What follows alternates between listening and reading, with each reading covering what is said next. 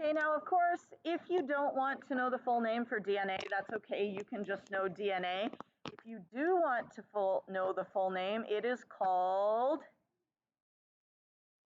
deoxy, which means it's lacking an oxygen, it's missing an oxygen.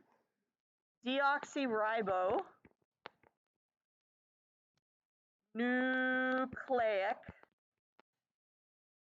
acid.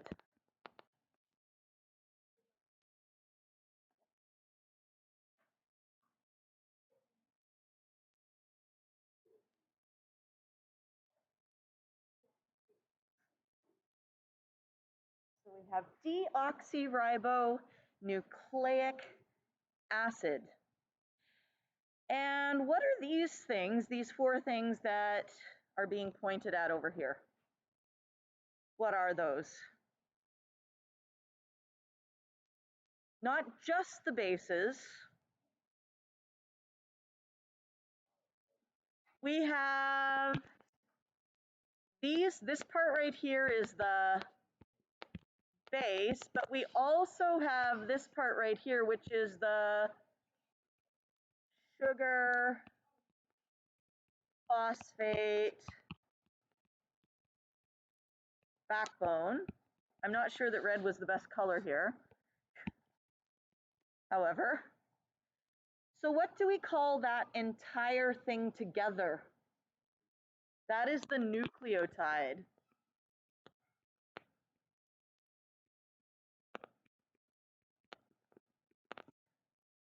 And each nucleotide contains a base, and I don't know which ones these are. I'm gonna cheat. I'm gonna look ahead and see what red, blue, green, and yellow are. So I'm consistent. Does it even say? No, it doesn't. So I can just make things up, okay? So as long as I make I've got a triangle here and a triangle below. So I'm going to make that A and T. This triangle matches with triangle, and I'm going to make this one C and this one G because circle matches with circle.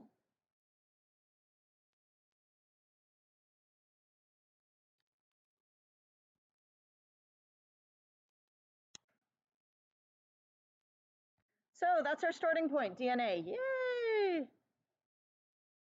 Now, this is inside the nucleus.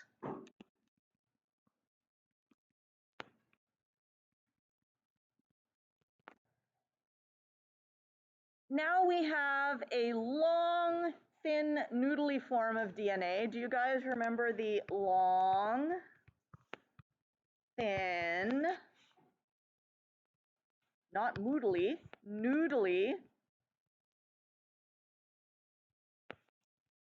form of DNA? Do you remember the name for that one?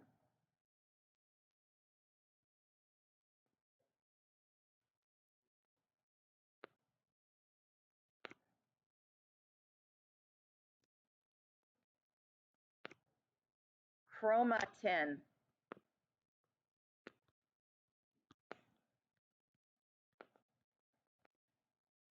Because where might you find some noodles? In a tin. Huh. Maybe like SpaghettiOs or something. Although not SpaghettiOs, it would be like tin spaghetti, because SpaghettiOs would be little O's. That would work for bacteria, because bacteria, their DNA is actually in a circle. All right, however, within this chromatin, we have a section of the DNA. We have a long stretch of DNA.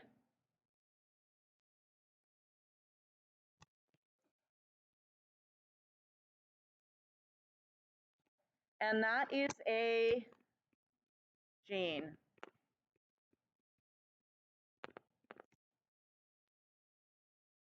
It's not the entire DNA molecule, it's just a section.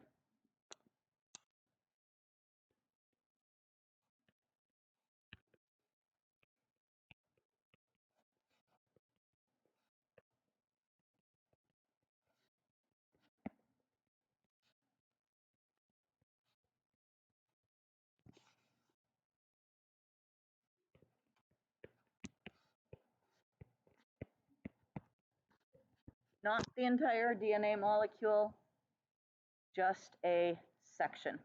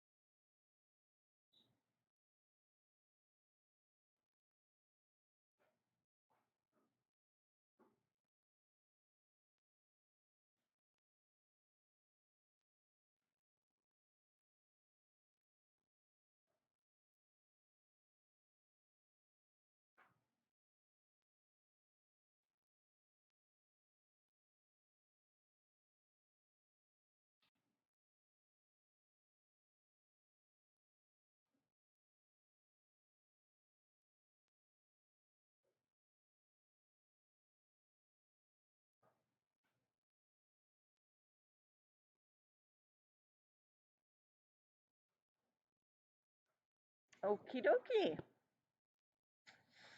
What does a gene code for? What does a gene, when we say code, we mean what does a gene have the instructions for? When we say code for, that means what does a gene have the instructions for?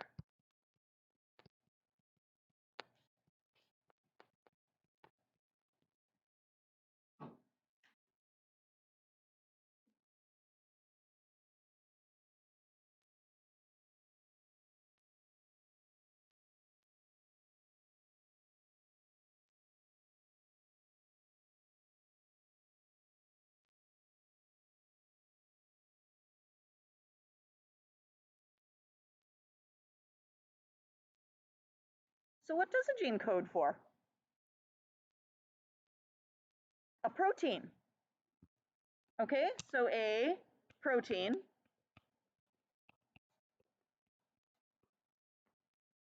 And that's one of the weird words where E comes before I. You know, I before E except after C, or when sounded like A, as in neighbor or way, or in protein. Have you heard that rule? I before E except after C, or when sounded like A, as in neighbor or way. You guys have never heard this before?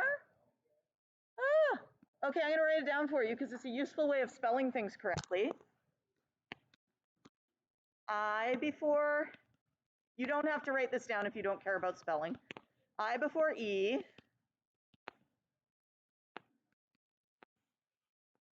except after C.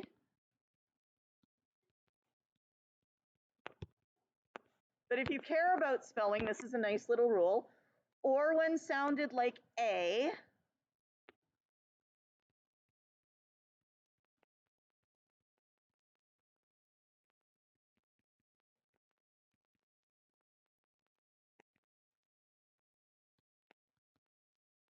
as in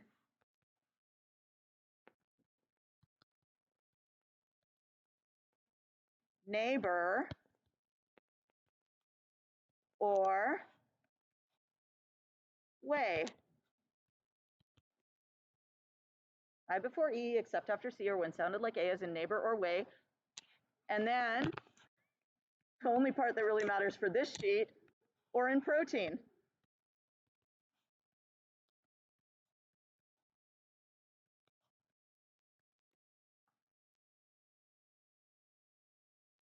It's actually quite useful for German pronunciation. So Einstein is EI. You pronounce the second letter, Einstein. You pronounce the I. But if you write the E after the I, then it's E, except for protein, which is just its own little weird thing. So don't worry about that. Okay, usually a protein or the gene codes for a protein or a group of proteins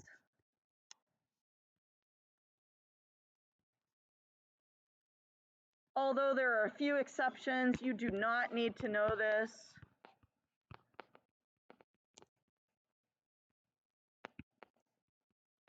So if you don't even want to write down the word, that's okay. If you are interested, there is a thing called a ribozyme. And can you guess what that is? It is a type of enzyme.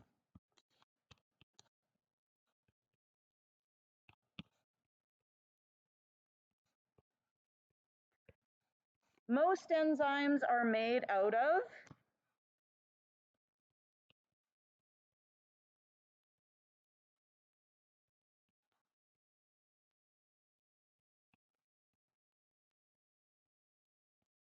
and you don't need to know any of this, so if you don't want to write it down, that's fine. But what are most enzymes made out of?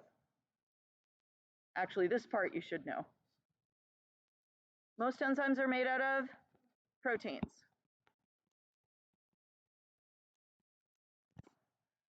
But this is an type of enzyme made of RNA. The nice thing about biology is often the end of the word tells you what something is. So if you have a ribozyme, it is an enzyme. Have you noticed the names of the sugars in DNA and RNA? We have deoxyribose and ribose. What do you call the sugar that you find in fruit? Fructose. Fructose. So that's fruit sugar. It ends in ose. What do you call the sugar you find in milk that some people cannot digest properly? Lactose. That is milk sugar. Lactose. The kind of sugar you have, like just table sugar, the white stuff, you know, in your kitchen, that's called sucrose. Sucrose.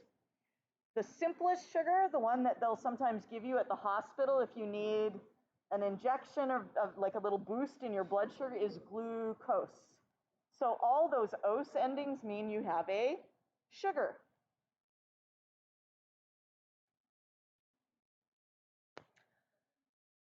All right, what are these things here? What do these represent? Those are proteins.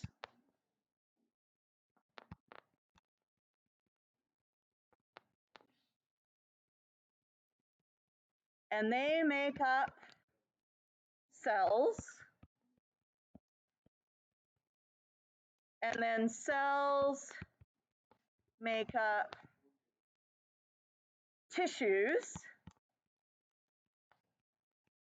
So that could be brain tissue, that could be skin tissue, that could be liver tissue or heart tissue. Tissues make up organs.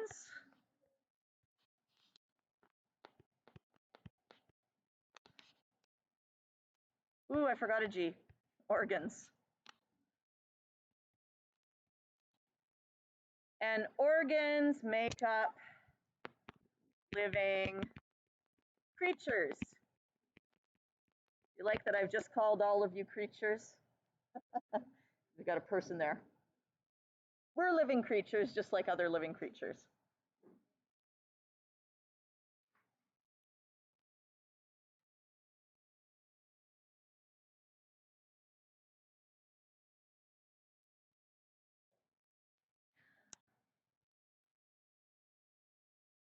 Individuals have different, and this may or may not be a new word, traits.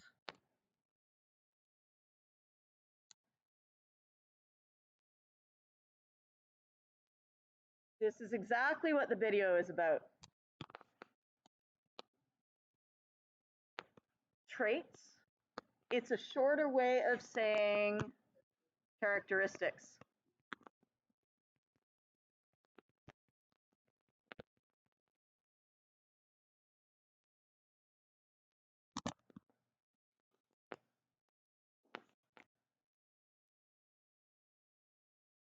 Individuals have different traits. In this case, can you see the differences in their beak shape? We have a long pointy beak.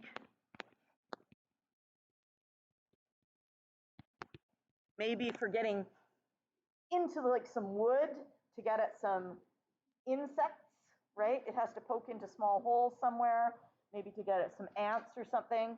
Whereas this one is short and stubby, but it's stronger, so probably good for cracking open seeds or nuts or things like that.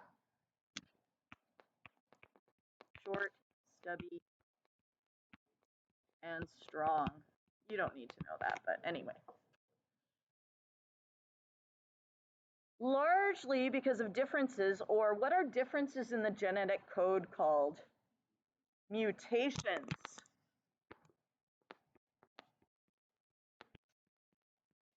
Many people hear about mutations and they think, oh, those are terrible mutations. I don't want to have like an eye in the middle of my forehead, right? That's kind of what we think of when we think of mutations. But there are positive mutations and there are negative mutations. And very often, if there is a negative mutation in the genetic code, like in, say, an egg or a sperm, if that egg or sperm can even like come together, which sometimes they can't, often the cell that forms from them won't implant properly, so a woman couldn't get pregnant with it. Or if it does implant, it doesn't go past like the first couple of cell divisions because the mutation doesn't allow it to have those things. So it will just detach and then get flushed away in the normal monthly cycle. Okay? So very often, sometimes women will even get pregnant and they won't even know. It will just seem like their period was a few days late and maybe it's a little heavier than usual. Not that that's the only reason for a late heavy period, but it could be one of them if, you know, somebody's trying to get pregnant and that happens. It just means that the egg didn't contain the correct chromosomes. There was a mistake in there that wasn't a good mistake. It was a harmful mistake that didn't allow the cells to divide properly and get going, okay? And that happens all the time. It's very common. Now, here's a mutation. You'll notice that in our little picture, we have yellow and green. So I think I said yellow was G. Whoops, I want a black pen. And C, whereas over here we had A and T. But all the rest are the same. You notice we've got green, yellow. I know they don't show us colors on yours, but everything else is the same. Green, yellow, red, blue, green, yellow, red, blue. Down below we have green, yellow, blue, red, green, yellow, blue, red, yellow, or sorry, green, yellow, green, yellow. But at this one little location, it's different. Okay? And this could be a chromosome that you got from mom.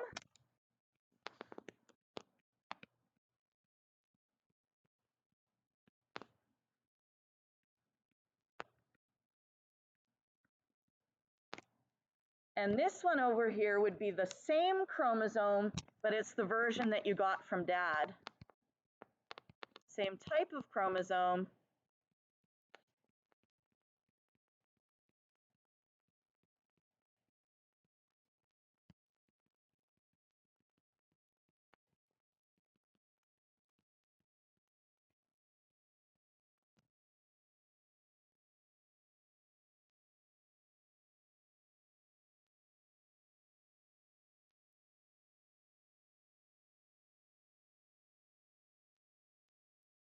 And I'm going to give you a little abbreviation at this point for mom and dad.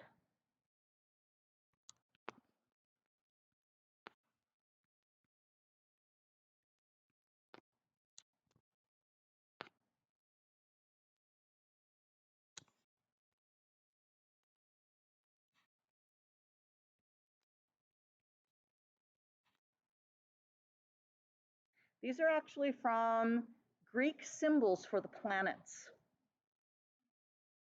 Have you ever looked at like horoscope things and they have like symbols for Leo and Virgo and Cancer and Aquarius and all those things? They also have symbols for all of the planets in astrology, okay? And this one is the symbol for Venus.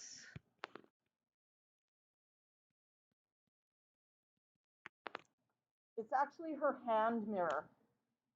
So she's holding the mirror and she's looking at herself saying, "Oh, aren't I so beautiful?" Okay. These are horribly stereotypical, okay, but this was the ancient Greeks. This was like 3,000 years ago. I guess they're allowed to like have, stereotypical views. It's not the 2000s. And then can anyone guess what this one is the symbol for? What planet? It's the symbol for Mars. And Mars is the Greek god of war. Actually, Mars is see the Roman god of war? Greek. Well, I know that Venus is Roman. How would that be Roman? Anyway, we'll call them all Greek because it's all Greek to me. That means it doesn't make sense, right? Okay. So anyway, this one is the symbol for Mars. And it is his shield and his spear. Okay, so he's got a shield and he's holding his spear. That's his shield and spear because Mars is the god of war. Okay, again, a very sexist interpretation of these things, but there we are. It does make it easier if you go into biology and you're looking at like genetic crosses where you're like, ooh, they got these genes from mom and these genes from dad. You can easily symbolize them with these little symbols. This one is Venus, and that's her hand mirror. And Venus she's actually the Roman god of love, goddess of love, like Aphrodite in Greek. And Mars, this is the shield and spear.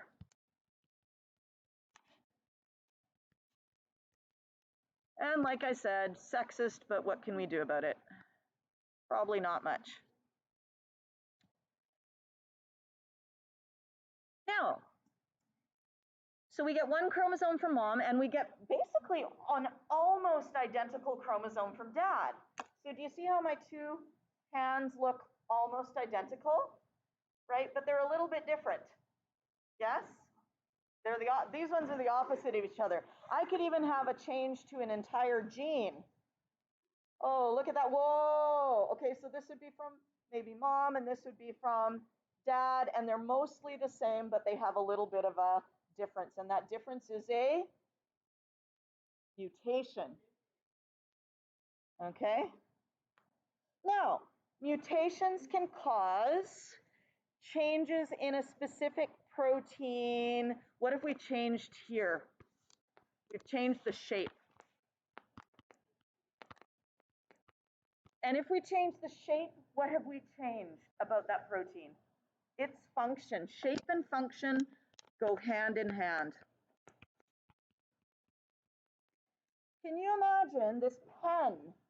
What things about this pen's shape make it perfect for its function?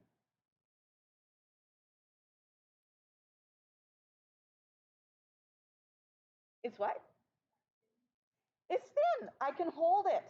Yes? What if it were big and fat like this? I'd have to be like, ah, right? It's got a pointy tip.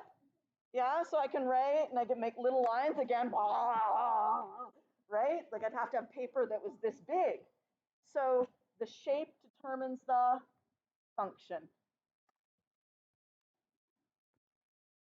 Or we can have a change in the time a particular protein is produced.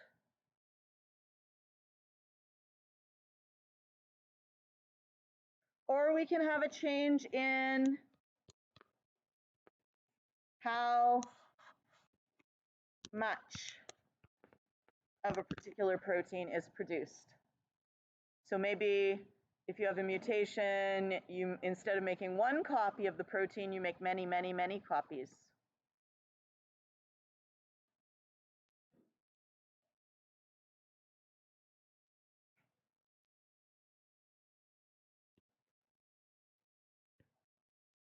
So here is a chromosome. A chromosome is an entire strand of DNA along with a group of stabilizing, I forgot the ing proteins.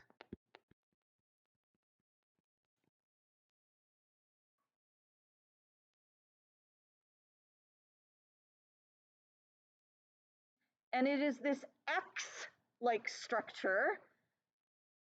We only see this shape right before the cell divides in half, okay? This is not how chromosomes hold their DNA. If you look inside the cell, you will actually not see those X shapes unless you happen to be looking at a cell that is right, it's in the process of dividing or it's getting ready to divide. If you unravel a chromosome, you'll see it's made of a, what's the word there? Oh well, that's okay. Oh, you have it. Hey, look at that. Yeah. Okay, cool. And that is 5.3a. Oh, there we go. Thread, a thread.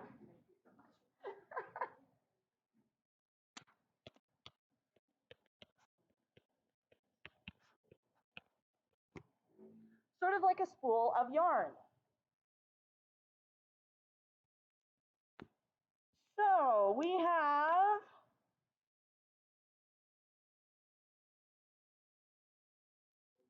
a chromosome.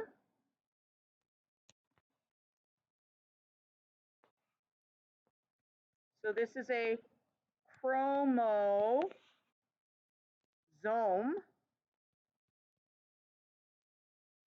And you'll notice that chromosome has all O's. Chromosome.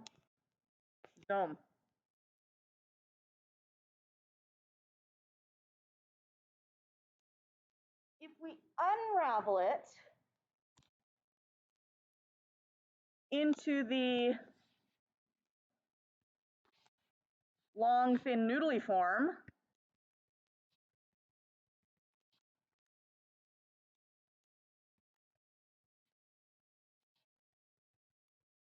what do we call that long, thin, noodly form? That is chromatin. So this one is chroma, and this time we have an A, tin, because remember we have a tin of spaghetti. I don't know why we have a tin of spaghetti. Spaghetti's pretty easy to make and it's nasty. I find it nasty when it's been in a tin. It gets like squashy and anyway. So if we zoom in again, so we zoom in and we see the chromosome, and then if we zoom in again and we see that chromatin fiber, there's actually a collection of protein orbs called, and this is a black diamond, histones.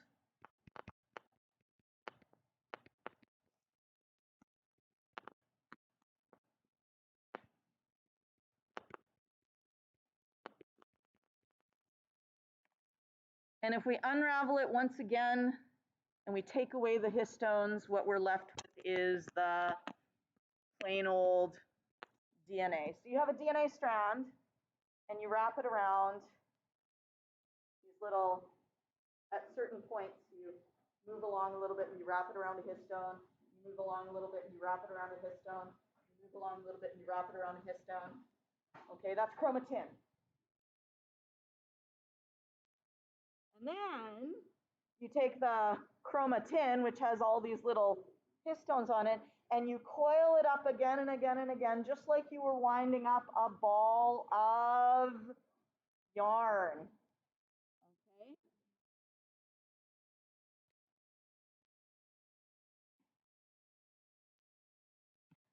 So this DNA chain, which forms chromatin, which then coils up to form chromosomes, is millions of nucleotides long.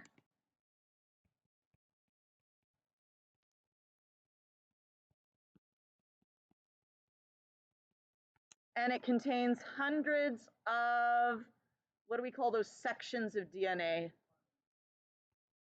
The RNA will take that section of DNA from the gene and make a copy, an RNA copy. Yeah. Genes along its length.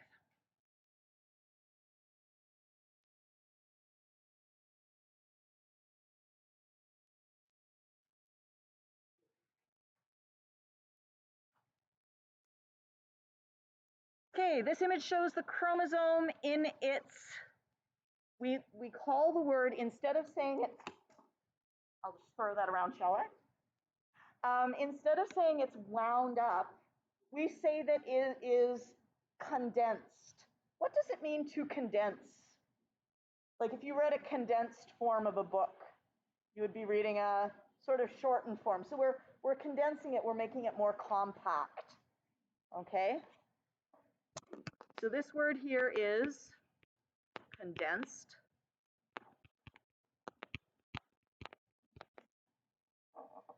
Yarn-like form. But chromosomes are only packaged tightly like this when a cell is dividing.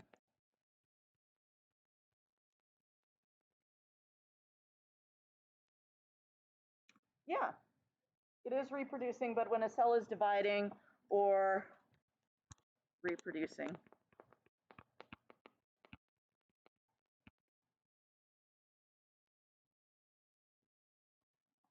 And you may have noticed that in your book there was a blank page, and I put that blank page there so that we could actually have these two pages beside each other.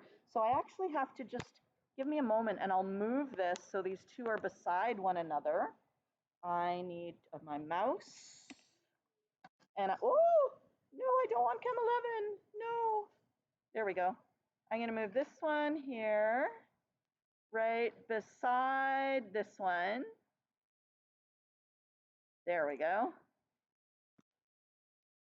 Because we're going to follow the pathway of this cell which is dividing. Okay, so right here we have cell division.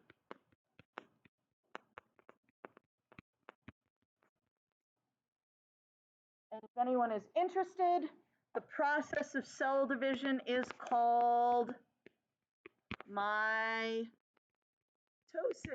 And if you were doing any of the enriched material in that gray booklet, you might already have heard this word.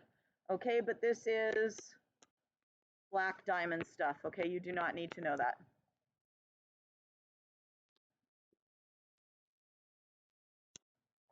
Now, we started out with DNA that looks like that. What form of DNA is that? That's chromatin. That's what we start with. Now, I'm going to just go back here. And can you see now we have these chromosomes.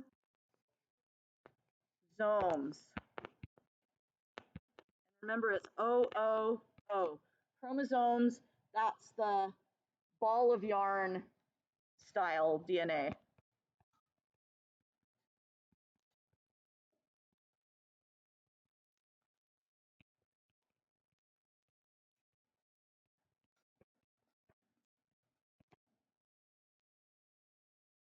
Now, this is a really simple cell. How many chromosomes are in this cell? There are 4 chromosomes.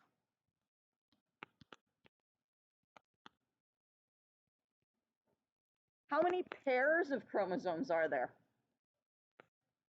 2 pairs of chromosomes.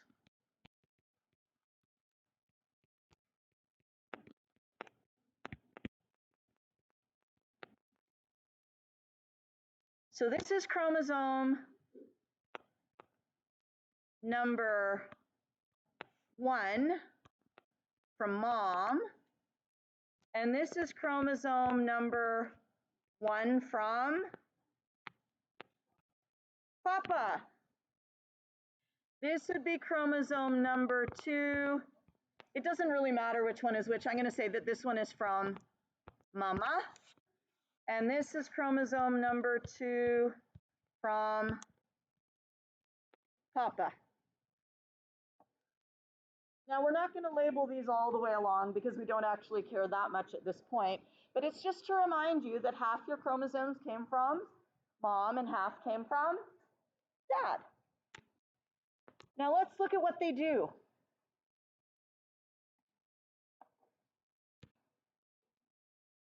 The chromosomes line up in the middle.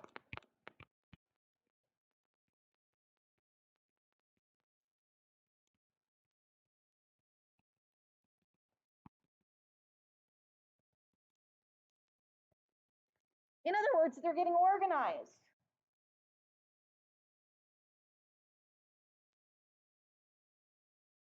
Can you imagine trying to organize them when they look like that?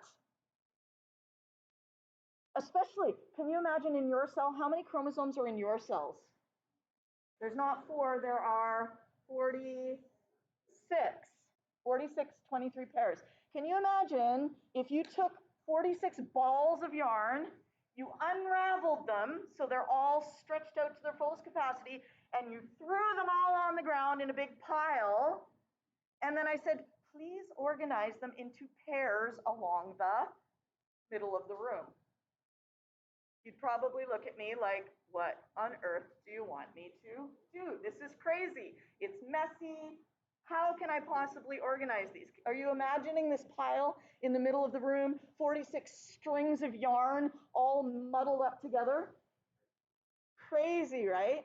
But what if before I gave you the balls of yarn, I had them all nicely coiled up and there was like a dark blue one and a light blue one. One from mom, one from dad. A dark green one and a light green one. And I had a dark red one and a light red one and a dark orange and a light orange. And I had all these things. And I said, could you please now line those all up along the middle of the classroom? Would that be easier? Yes. And that's why the chromosomes, where did it go? That's why the chromosomes coil up into their, what's the word we use? When they're all coiled up, we say they are condensed.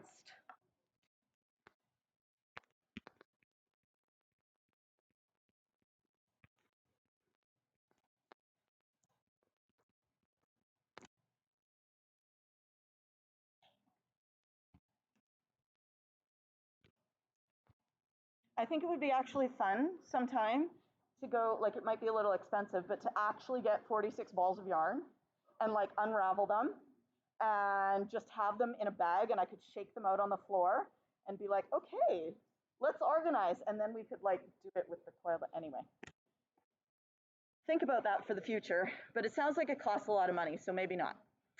All right, this structure provides stability. I'm going to guess it's stability.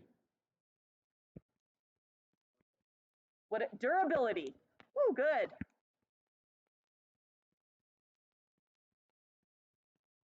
So not only is it more easy to organize, it is also more durable.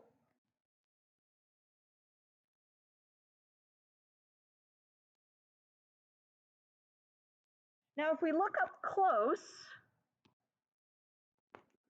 what we actually have, each chromosome is made up of 2 halves.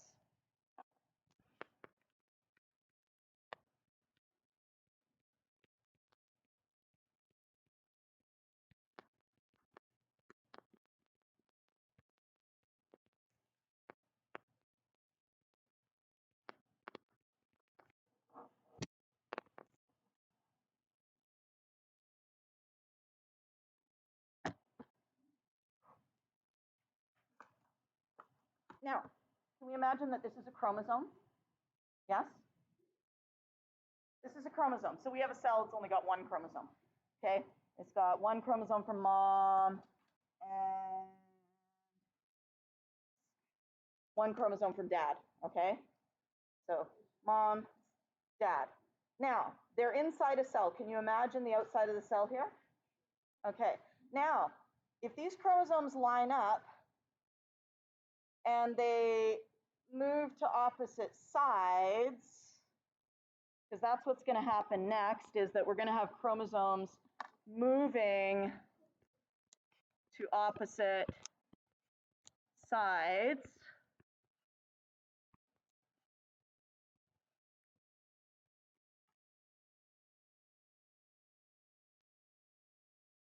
And then this is going to form a new cell wall here. So it basically goes like this. It goes pinch, pinch, pinch, pinch.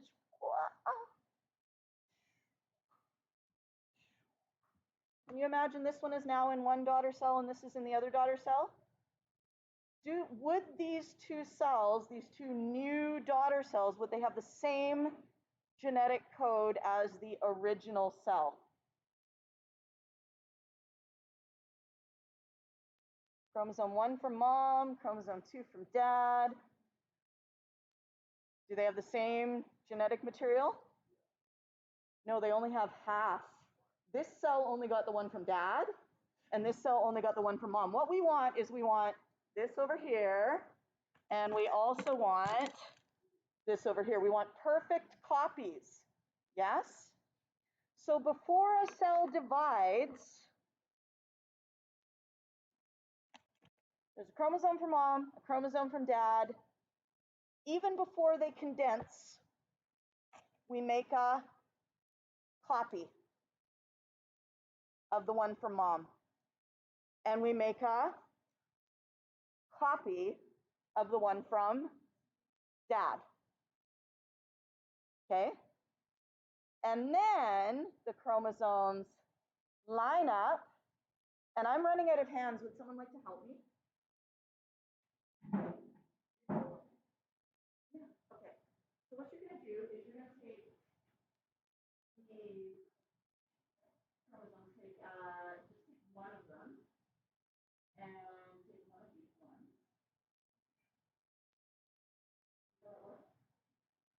Okay, so you end up with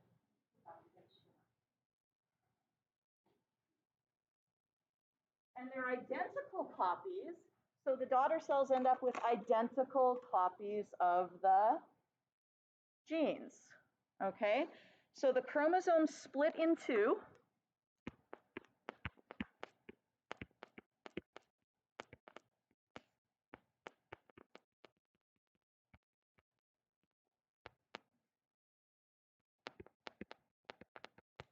Chromosomes split in two halves and move to opposite sides.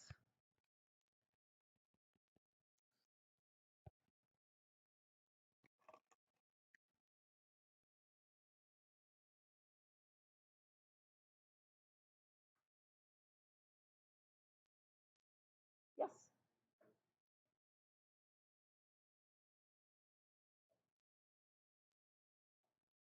Yes. So the X-shaped chromosome contains exactly the same genetic code twice. So you start before cell division, you got one chromosome. Right before it starts to divide, it makes a copy of itself, okay? And then once it has made a copy of itself, those two copies, and they're attached right now, they'll line up in the middle and then they will pull apart to opposite sides.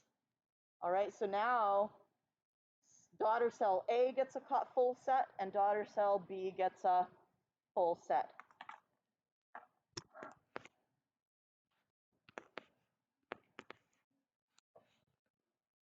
The two sides of the X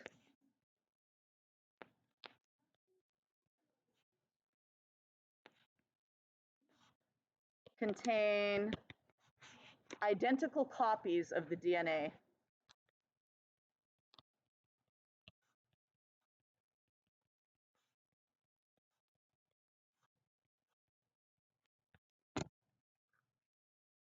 Yes. It's a very good question.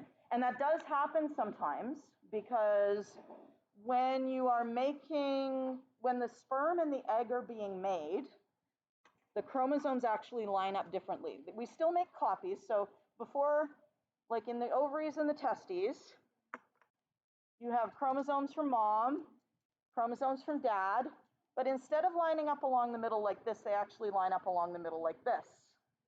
And then they divide in half, which is actually good because you want your sex cells, the sperm and the egg, to have half the amount of DNA, because you want the dad half now and the mom half now to come together and make a full set of DNA. This is I'm probably going to lose you at some point here, so like let me know if you want a little more. Okay, so there is a second division where these guys now separate out, and now this would be either one sperm or one egg.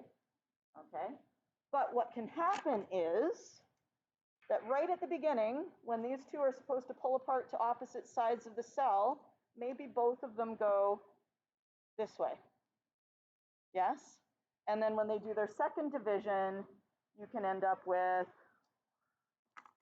so in the sperm or the egg, instead of having one chromosome 1, you'll have 2 chromosome 1s. And that can happen in many genetic diseases, okay? So you guys know about Down syndrome? Down syndrome is where you have 3 copies of chromosome number, is it 18? Feel like it's 18.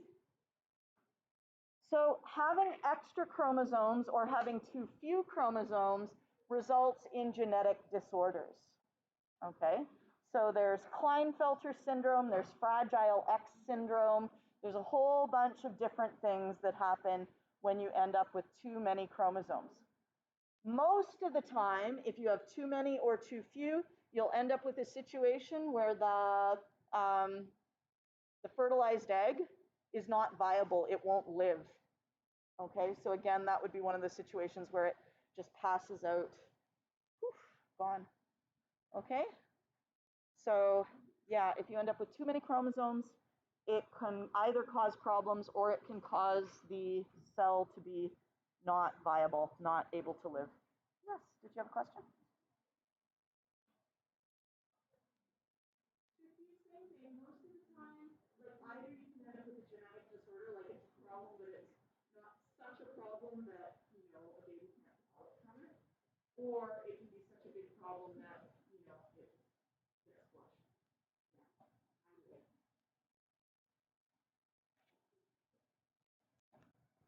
Okay, so here, the chromosomes split in 2 halves and they move to opposite ends of the cell. And then look what happens. We form new nuclear membranes around them. We've formed 2 new nucleuses.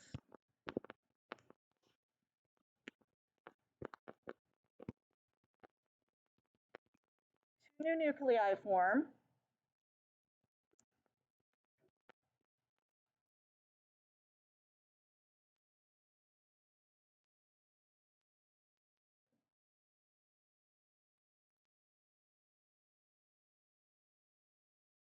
But we're only halfway done, right? Because now we just have a big cell with 2 nuclei. That's not particularly useful. We wanted 2 brand new cells. So here we go. It will actually pinch off. So it starts to go, ooh, and it starts to pinch. And eventually the 2 pieces of the membrane will touch. And then they will pull apart. And look, you have 2 brand new cells. The chromosomes unwind.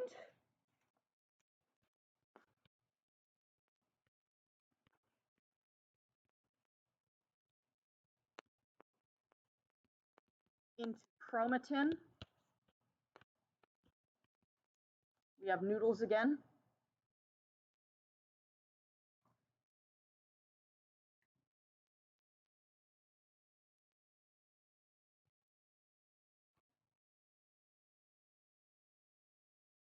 And you'll notice that that happens twice, right? If we look at the whole picture here, this cell pinched off into two daughter cells.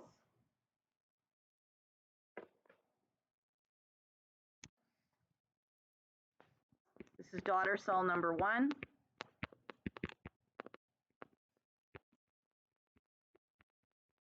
And this is daughter cell number 2. Don't ask me why they're all daughters. There's no son cells. I don't know.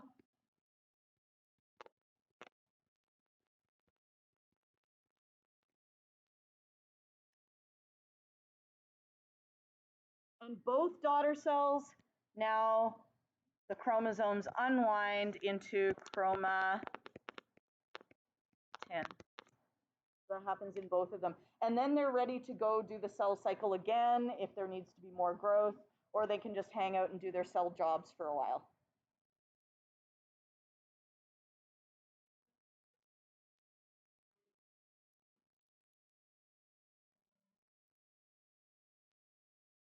So for most of a cell's life, chromosome exists in loose noodle. I keep wanting to write an M, noodle-like structure, which is called, what's the noodle-like structure called? Chromatin. Inside the nucleus of the cell.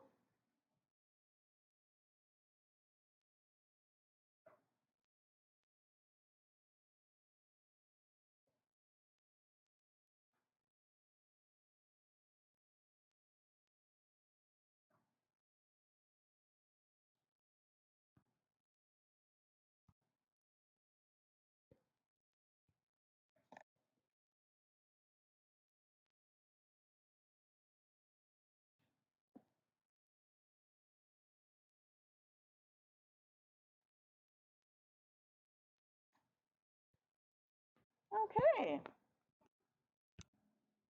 Now, here's a picture of all our human chromosomes.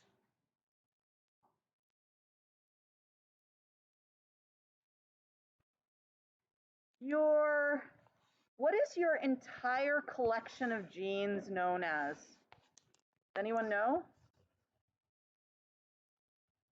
It's your entire genetic code is called your genome.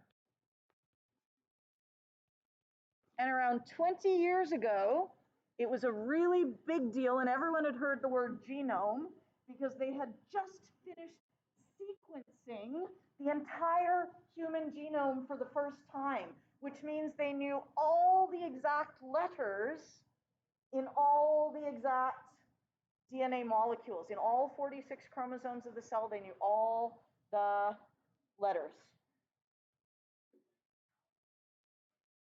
How? Pardon me? Well, what they do is they have a general map and they know what most of it is, and then they have, like, you know, those single little mutations. We call those SNPs, which stands for single nucleotide polymorphisms, which means they have different shapes. Polymorph, morph means shape. So what they'll do is they'll have the whole code and they'll be like, okay, here's the code, but if you have a at this particular location, you have this particular gene, and if you have a C at this particular location instead, that would be a different version of the gene. So maybe brown eyes or blue eyes or something like that. Okay, so what they had to do is they had to sequence a whole bunch of different people so they get the overall, you know, general structure, and then they had to say, okay, so here's our general structure and here's where we have differences. Okay, and quite frankly, each individual person will have a completely different, not completely different, but a somewhat different structure from every other person, right? But the overall general pattern is going to be the same. Because if you don't have something that can make pepsin, which is a digestive enzyme, you're going to be in trouble. So every one of you has an enzyme that has a gene that makes pepsin, and it's going to be almost all identical in terms of all the letters that are in it. Okay? Now, in honest fact, they don't look much like, these ones don't look like the typical X's. So I made them look like the X shapes that are clear. Well, I didn't make it, I found another diagram. Okay, and you'll notice they are numbered. Chromosome number 1, number 2, 3, 4, 5, 6, 7, 8, all the way up to 22. But when we get to 23, have I labeled it chromosome number 23? No, and that's because these chromosomes here are special. Let's take a look. Chromosome number 1. What do you notice about the one from mom and the one from dad? They look pretty much the same, yes? Chromosome number 1's pretty long. Chromosome number 9 is pretty short. Okay, chromosome number 20 is really short. But all of them, chromosome 21 looks pretty much like the other chromosome 21. Chromosome 17 looks like 17. What do we have here at chromosome number 23? One is long and one is short. Have you heard of an X chromosome and a Y chromosome? Okay. This one here is the X chromosome.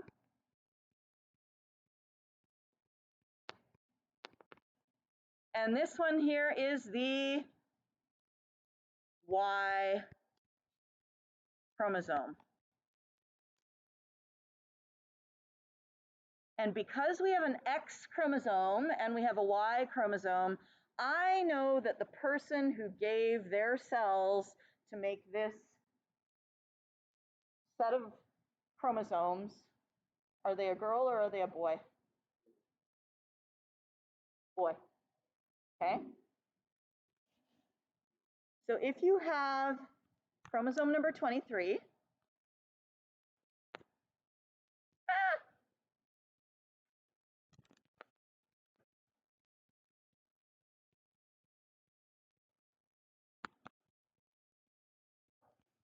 if you have an X and a Y, that's male. If you have an X and an X, that is female.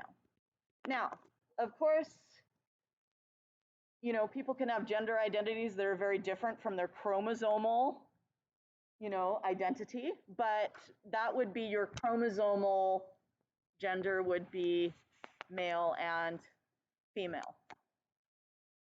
Okay?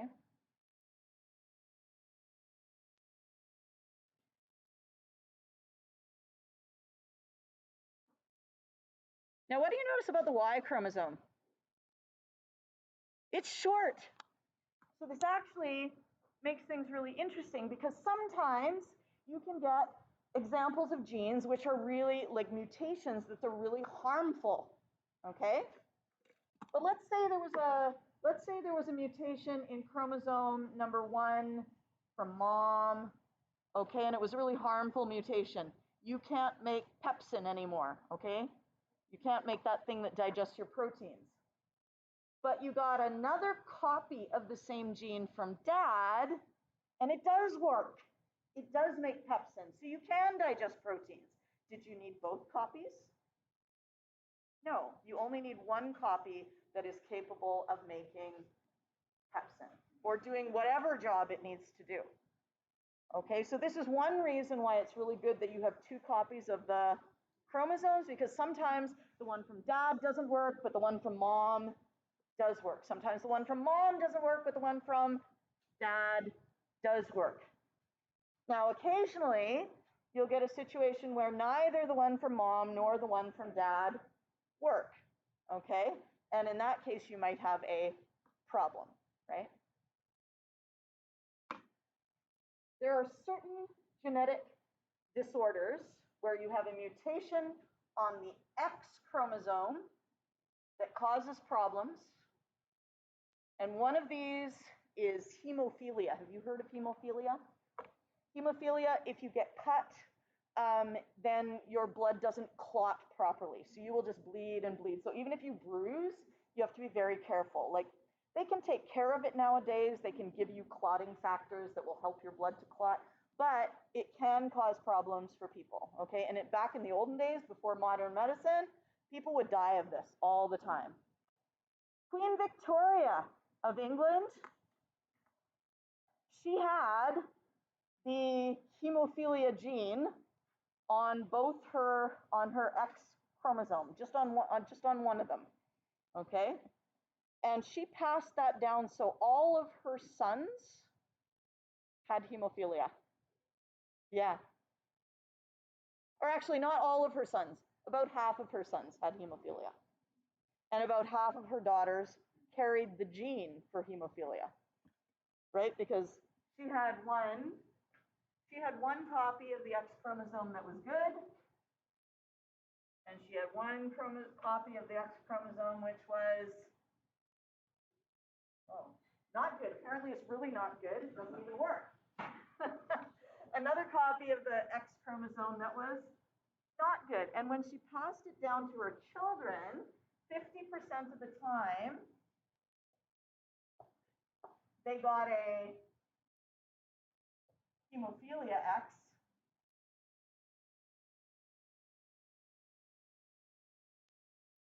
And 50% of the time, the kids would get a non-hemophilia X. Now with her daughters would have an X and an X.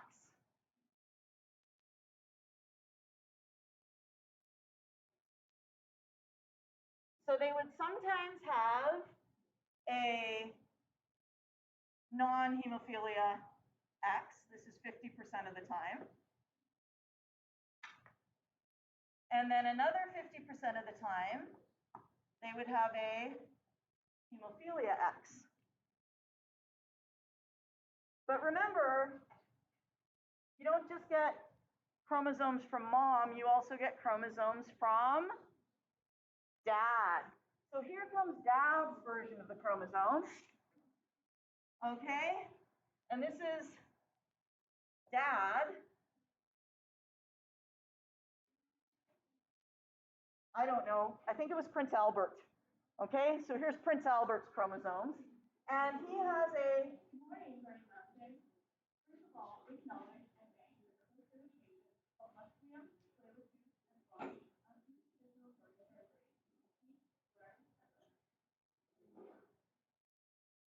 There are some new scholarships such as Delaware Refugees to the Chinese Government Scholarship Program, Salaries to Teacher Education, and much more.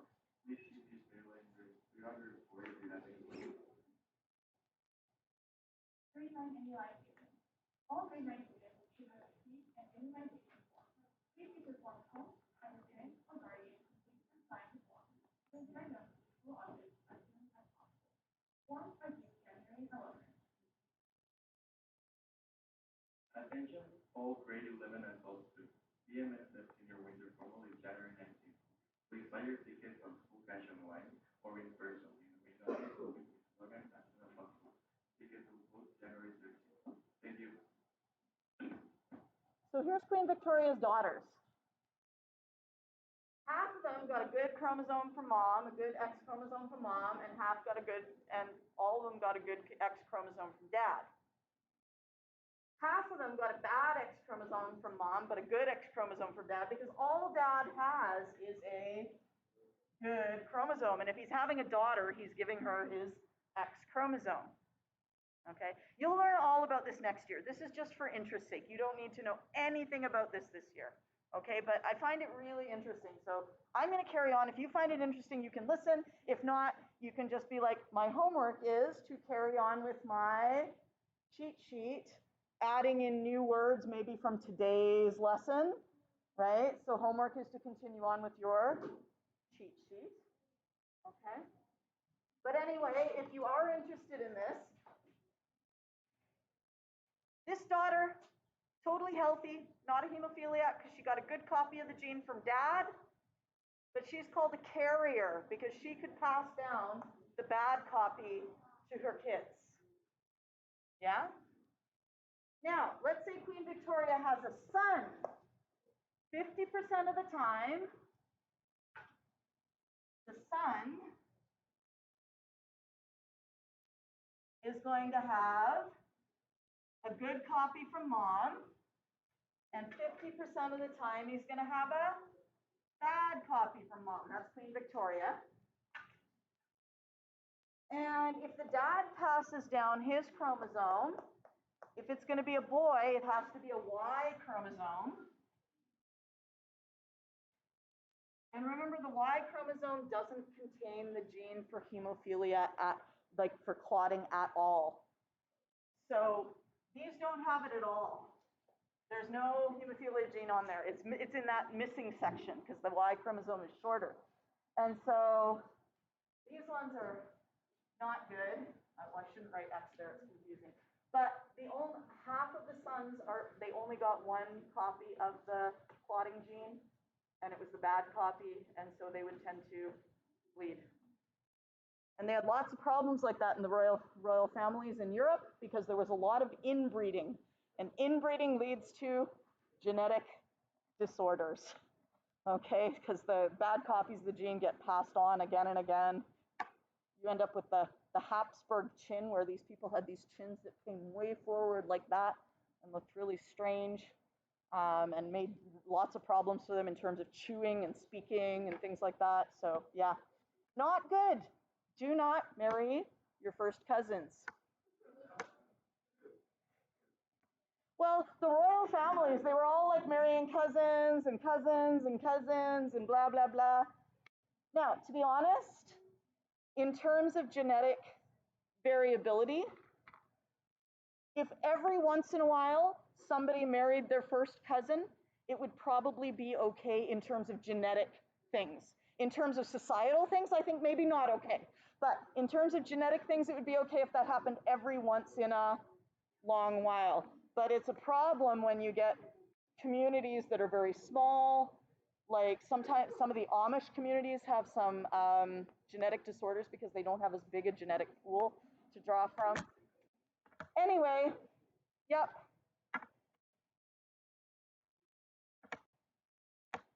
That's it. What's your homework? Cheat sheet. And there's a whole bunch of new vocabulary words on here like genome and chromatin and condensed genes, mutations, chromosome. Help yourself.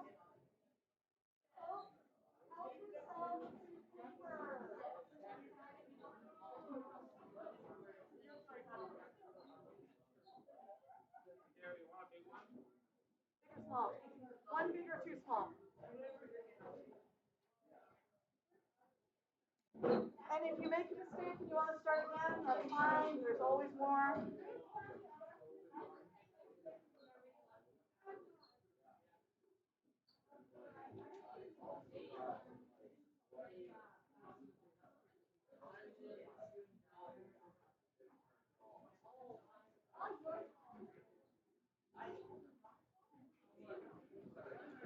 Remember, if you want to tempt it, just limit yourself to 2 sheets, front and back.